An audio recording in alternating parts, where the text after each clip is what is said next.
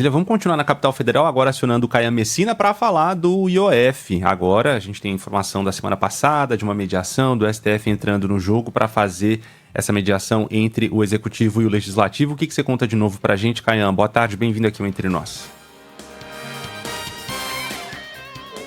Oi, Renan, valeu. Um abraço para você, um beijo para a Adriana e para os nossos queridos telespectadores. Pois é, essa é a expectativa, né? Uma reunião esta semana envolvendo o presidente Lula, os presidentes da Câmara, Hugo Mota, do Senado, Davi Alcolumbre, e há pouco o presidente da República na cúpula do BRICS no Rio de Janeiro disse, olha, a gente vai conversar, a gente vai tentar se entender, e isso realmente é da democracia. Lembrando que o clima ficou acirrado, né? Há quem fale inclusive em crise entre os poderes, depois da decisão do presidente da Câmara de pautar o projeto que derrubava o aumento do IOF, o Imposto sobre Operações Financeiras, que havia sido promovido pelo governo.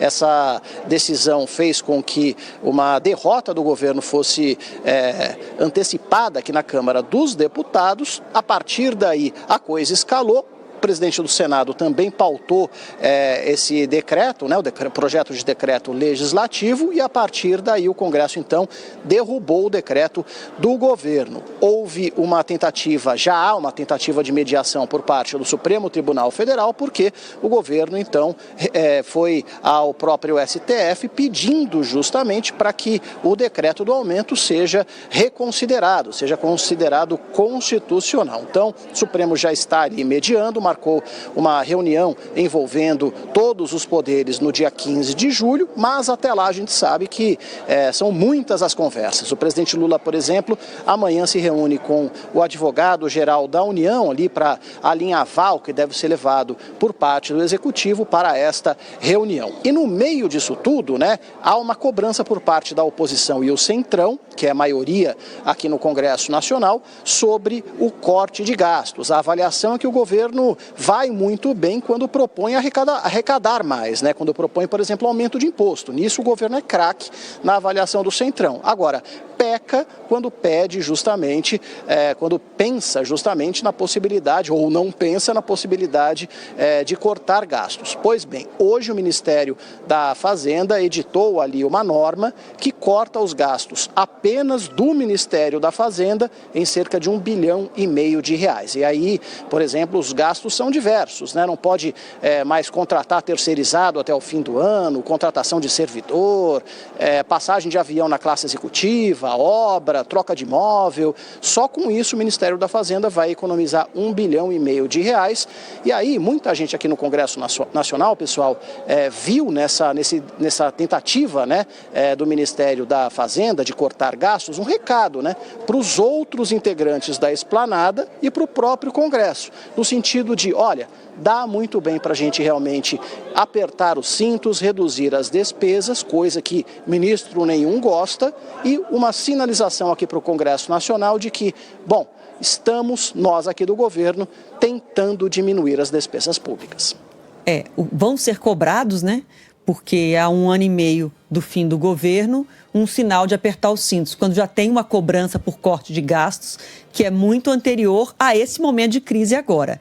De qualquer forma, uma boa sinalização que vem do Ministério da Fazenda. Agora, Caian, só para a gente concluir, nessa semana que se espera, então, que haja um diálogo, que tenha uma conversa do presidente com os 2 presidentes da Casa, Câmara e Senado, que tem essa data já marcada pelo ministro Alexandre de Moraes para uma conciliação, tem um assunto aí que está quicando na área, que é o aumento do número de deputados, de 513 para 531. A decisão, existe uma decisão do presidente Lula de simplesmente não se posicionar sobre esse assunto e deixar o ônus para sancionar, enfim, para promulgar isso no Congresso? Olha, são 3 possibilidades. E aí a gente está falando de um gasto extra da ordem de 60 milhões de reais, né? É o que custaria aí esses 18 deputados a mais, ou seja, não é uma despesa realmente desprezível do ponto de vista orçamentário. Então são 3 as possibilidades. A primeira, o presidente sanciona. E isso Lula já disse a ministros que não vai fazer, não vai sancionar.